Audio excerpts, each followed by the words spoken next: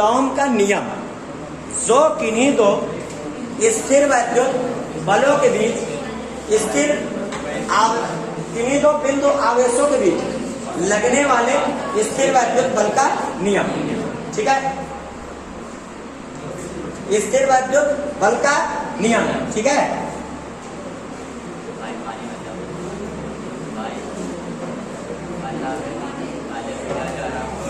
हाँ बच्चे बात नहीं करें आप लोग, कॉन्सेप्ट को देखें बिल्कुल अच्छे तरीके से। तो जैसे मान लीजिए हमारे पास दो बिंदु आवेश, हमारे पास कितने? दो बिंदु आवेश। आवेश का गुण होता है कि आवेश दूसरे आवेश पर क्या लगाएगा? बल लगाएगा। आवेश का गुण होता है कि आवेश आवेश पर क्या लगाता है? बल लगाता है। तो दो बिंदु आवेशों के बीच जो बल लगता है उस बल को कूलाम के प्रयोग द्वारा ज्ञात किया गया। हम लोग उसी की चर्चा करें। बल कैसी राशि? बल एक सदिश राशि। इसलिए जो दो बिंदु आवेशों के बीच बल का सूत्र आएगा उसको हम लोग सदिश रूप में भी प्राप्त करेंगे। भाई दो आवेश है, आवेश का काम आवेश पर बल लगाना होता है। जैसे हमारा गुण है, हम शिक्षक है, हमारा काम बच्चों को पढ़ाना है, तो अगर बच्चे हमारे सामने आए तो उनको पढ़ा दें। तो वैसे अगर आवेश के सामने कोई दूसरा आवेश आया तो आवेश आवेश पे क्या लगा देगा? बल लगा देगा। क्लियर है कि नहीं? एक वस्तु में आवेश है और वो अगर देख लेगा कि दूसरी वस्तु में आवेश, तो पक्का आवेश आवेश पे बल लगा देगा, क्योंकि ये उसका क्या है? उसका गुण है। आवेश आवेश पर क्या लगाता है? बल लगाता। उसी बल को हम लोग ज्ञात करें। रिवीजन में देख लेते हैं कि किन्हीं दो बिंदु आवेशों के बीच लगने वाले बल का मान क्या होता है। भाई आवेश क्या है? वैद्युत आवेश किसी पदार्थ का वह गुण है जिसके द्वारा यह किसी अन्य आवेशित पदार्थ को आकर्षित व प्रतिकर्षित करता है। क्लियर? जब किसी पदार्थ में आवेश है और दूसरे पदार्थ में भी आवेश है, तो आवेश का तो काम आवेश पर बल लगाना है। तो बल लगाएगा, कितना लगाएगा, किस दिशा में लगाएगा, वही ज्ञात करने के लिए कूलाम ने अनेक प्रयोगों द्वारा निष्कर्ष निकाले और उन निष्कर्षों के आधार पर समझाया कि दो आवेशों के बीच लगने वाले बल का मान कितना होता है। अब बच्चों यहां देखो, कूलाम का नियम, कूलाम्स लॉ, कूलाम का नियम, कूलाम्स लॉ।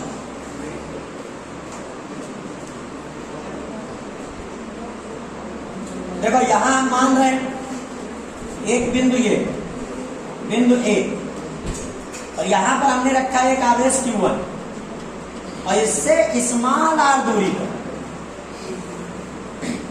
एक दूसरा आवेश रख दिया बिंदु बी पर Q2। अब बोलो बच्चों, ये दोनों आवेश कैसे हैं? धनात्मक है, तो धन धन आवेश को क्या करेगा? तो बताओ Q1 आवेश द्वारा Q2 आवेश पर लगना चाहिए कि नहीं?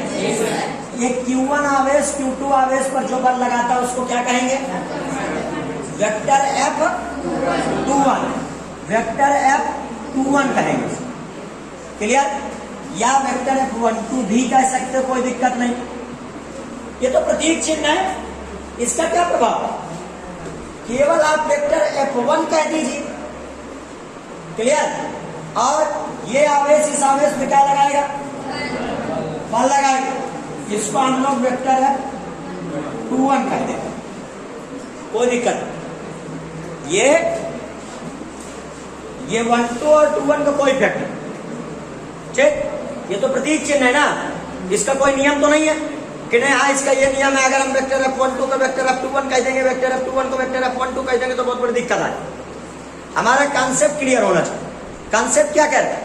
आवेश आवेश पर क्या लगाता है?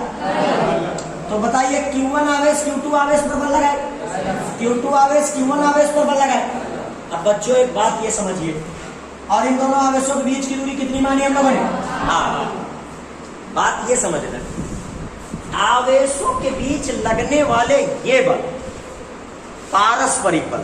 कैसे बल है? Mutual forces. इसका इस पर और इसका इस पर लगने वाले ये दोनों बल, ये पूरा निकाय अब किसी निकाय के आंतरिक बलों का, किसी निकाय के आंतरिक बलों का योग कितना होता है? 0 होता है ना। किसी निकाय के आंतरिक बलों का योग कितना होता है? किसी भी निकाय में कार्यरत सभी बलों का, सभी आंतरिक बलों का योग कितना होता है? 0 होता है। तो बच्चों ये बताइए कि अगर हम वेक्टर F12 और वेक्टर F21 इन दोनों का योग करेंगे तो वो कितना आना चाहिए? 0 आना चाहिए। इसका मतलब क्या हुआ कि वेक्टर F12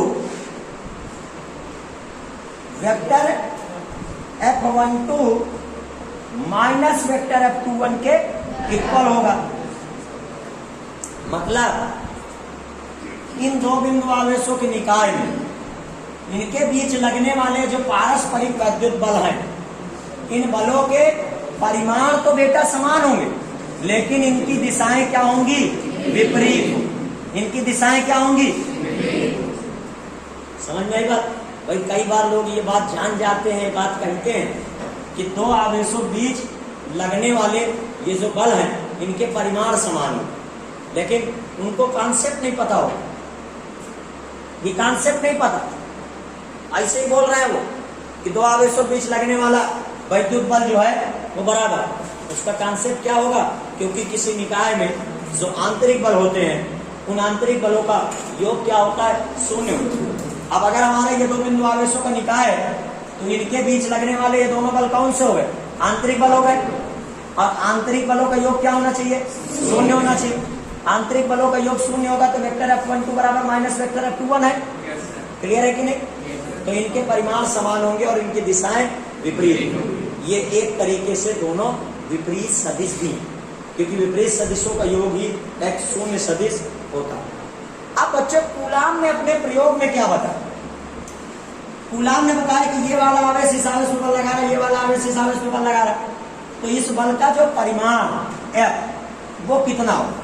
उन्होंने बताया कि ये दोनों आवेशों के गुणनफल के क्या होता है? अनुक्रमण। दोनों के बीच के दूरी के वर्ग के क्या होता है? व्युत्क्रमण। तो इसका मतलब F अनुक्रमानुपाती Q1 Q2 अपान R², F बराबर के Q1 Q2 अपान R² हो गई। अब यहां पर ये जो K आया था ये क्या कहलाता है बच्चों? बताइए, ये क्या कहलाता है? अनुक्रमानुपाती नियतांक। अनुक्रमानुपाती नियतांक, ठीक है। अब इस अनुक्रमानुपाती नियतांक हम लोग मान ज्ञात करें। जैसे एक कूलाम आवेश ये है और एक कूलाम आवेश ये है और इनके बीच की दूरी 1 मीटर। ये वाला आवेश इस आवेश पर बल लगाएगा, वेक्टर F12, ये वाला आवेश इस आवेश पर बल लगाएगा, वेक्टर F21, दोनों आवेशों के बीच बल लगे कि नहीं?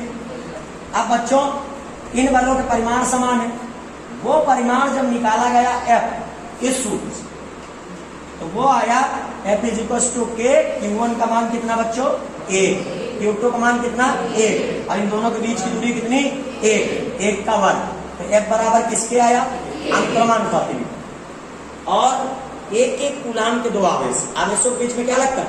बल लगता है। एक कूलाम के दो आवेश अगर एक दूसरे से 1 मीटर की दूरी पर है तो इनके बीच लगने वाले बल का मान कितना आता है? 9 × 10⁹। अब बच्चों अनुक्रमानुपाती नियतांक K का अगर हमको मात्रक निकालना हो तो उसके लिए इसी सूत्र का उपयोग कर सकते हैं। कैसे निकलेगा? F बराबर है K Q1 Q2 अपान R²। तो K बराबर क्या बन जाएगा? FR² अपान Q1 Q2 बन जाए। FR² अपान Q1 Q2 बन जाए। तो बताइए K का मात्रक क्या बने?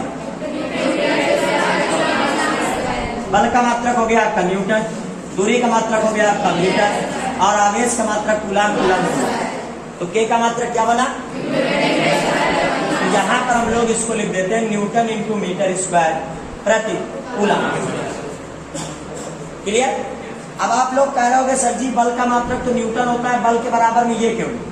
बेटा ये बल है लेकिन कंडीशन वाला बल है। ये तब का बल है, सब ये कह रहा है कि इन दोनों आवेशों के बीच की दूरी 1 मीटर है और इन दोनों आवेशों की जो मात्राएं हैं वो 1 मीटर। इन दोनों आवेशों की मात्राएं कैसी हैं? 1 मीटर। तभी की स्थिति में तो ये बल है। तो अगर एक कूलाम के 2 आवेश एक दूसरे से 1 मीटर की दूरी पर रखे हो तो उनके बीच लगने वाला बल कितना बन जाए? 9 × 10⁹ न्यूटन इंटू मीटर स्क्वायर, जो हमारा अनुक्रमानुपाती नियतांक के बराबर है। तो बताइए बच्चों, इस के का मान मिल गया हम लोगों को और इसको हम 1/4πε0 के बराबर भी रख सकते हैं, क्योंकि जो 1/4πε0 का मान होता है वो हमारा अनुक्रमानुपाती नियतांक का भी मान होता है। तो बोलो बच्चों, F बराबर क्या बन जाएगा? F बराबर बन जाएगा 1/4πε0 Q1 Q2 अपान R। ठीक है बेटा, वो खिड़की बंद कर दीजिए, उस खिड़की को बंद कर, ठीक, उसको बंद कर दीजिए, उससे पर्दा जो है बार बार लहरा रहा है। ठीक, थोड़ा सीट को इधर खिसका लो और जो है कंसंट्रेशन बच्चों का बिगाड़ रहा है। ठीक है, उसको बिल्कुल बंद कर दीजिए तो पर्दा जो है सही तरीके से रहे। ठीक, ये बताइए, ये कॉन्सेप्ट बिल्कुल क्लियर है ना? कोई दिक्कत? अगर यहाँ तक आपको कुछ नहीं समझ में आया तो आप क्वेश्चन पूछ सकते हैं। ठीक है,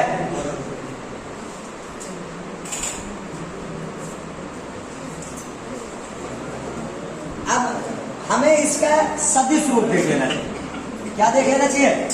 सदिश रूप। इसका हमें क्या देखना चाहिए? सदिश रूप। ठीक है, कूलाम के नियम में सदिश रूप। देखो बच्चों, इन दोनों आवेशों के बीच जो बल लग रहा है उस बल का परिमाण हम लोगों ने निकाल लिया। वो परिमाण कितना है? 1/4πε0 दोनों आवेशों के बीच गुणनफल बटे बीच की दूरी का वर्ग। परिमाण आ गया आपका। ठीक है, अब हमको इसको सदिश रूप में लिखना। तो सदिश रूप के लिए Q1 आवेश Q2 आवेश पर कितना बल लगाता है उसको दिशा के साथ लिखना चाहिए। ठीक है ना? तो आवेश Q1 द्वारा आवेश Q2 पर आरोपित बल, आवेश Q1 द्वारा आवेश Q2 पर आरोपित बल। ठीक है, तो आवेश Q1 आवेश Q2 पर कितना बल लगा रहा है? वेक्टर F12 लगा। कितना लगा रहा है बच्चों? वेक्टर F12 लगा। ठीक है, अब पहले हम आवेश Q1 को बना लेते बिंदु A पर रखा, फिर आवेश Q2 को बना लेते, ये बिंदु B पर रखा है। ठीक है, देखो इस त्रिविमीय आकाश में आवेश Q1 का कोई स्थिति सदिश हो और इस त्रिविमीय आकाश में आवेश Q2 का भी कोई स्थिति सदिश हो। इन दोनों के स्थिति सदिश हो, क्योंकि कोई वस्तु कहीं स्थित है तो हम निर्देश तंत्र की सहायता से उस आवेश की स्थिति दिखाएंगे कि नहीं? एक्स वाई जेड अक्ष में उसके कुछ निर्देश तंत्र होंगे कि नहीं, मतलब कोऑर्डिनेट्स होंगे। मान लीजिए वो x1, y1, z1 इसका, तो वेक्टर r1 क्या बना? x1 i का प्लस y1 z का प्लस z1 k का। वेक्टर r2 क्या बना? x2 i का प्लस y2 z का प्लस z2 k का। तो बताओ आवेश Q1 से आवेश Q2 का विस्थापन सदिश निकला है कि नहीं? Vector r12, vector r21। नहीं समझते? इसमें दिक्कत हो रही? ठीक है, देखिए हम समझा फिर से। जैसे मान लीजिए ये हमारा y अक्ष, ये हमारा x अक्ष और ये हमारा z अक्ष। ठीक है, ये बिंदु ये है कहां?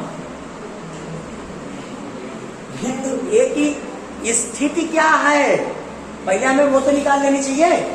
तो बिंदु ए की स्थिति देखो, x अक्ष में स्मॉल x1 चले, y अक्ष में स्मॉल y1 चले और फिर z1 में चले स्मॉल z1। तो x1 में फिर y1 फिर z1। तो त्रिविमीय आकाश में इसके मूल बिंदु से बिंदु ए को मिलाने वाला सदिश बिंदु ए का क्या कहलाएगा बच्चों? स्थिति सदिश कहलाएगा। ये बिंदु ए का स्थिति सदिश हो गया। अब बिंदु बी अगर कहीं है मान लीजिए यहां पर बिंदु बी है, तो फिर बिंदु बी का भी तो स्थिति सदिश बनेगा।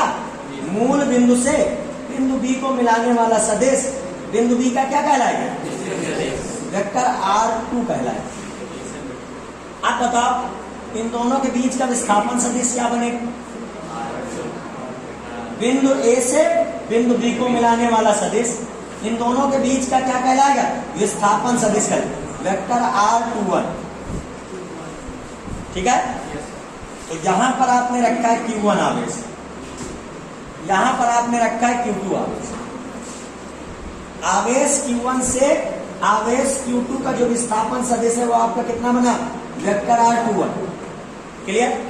अब देखिए आप वेक्टर R1 का वैल्यू निकाल सकते हैं। वेक्टर R1 मान लीजिए है आपका x1 i cap plus y1 j cap plus z1 k cap, और वेक्टर R2 है आपका x2 i cap plus y2 j cap plus z2 k cap.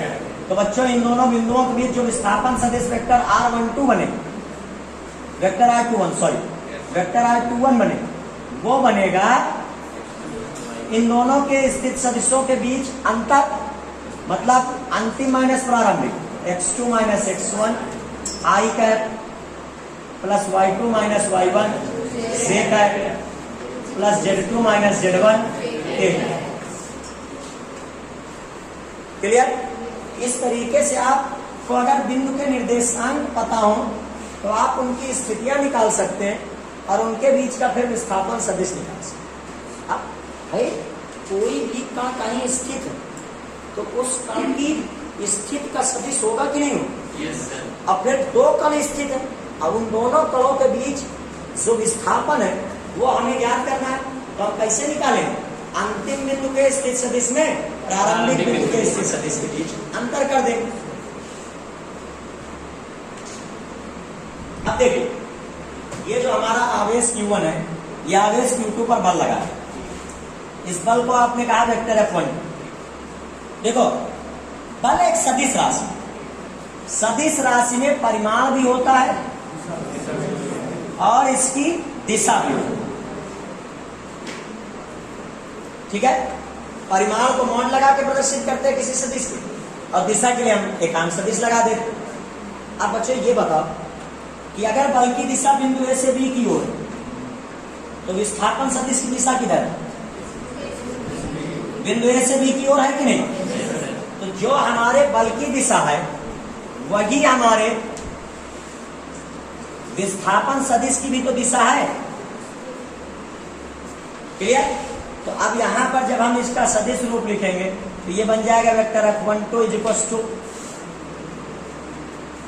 बल का परिमाण हम लोगों ने पहले ही निकाल लिया 1/4πε0 दोनों आवेशों का गुणनफल Q1 Q2 अब बटे दोनों के बीच की दूरी का वर्ग।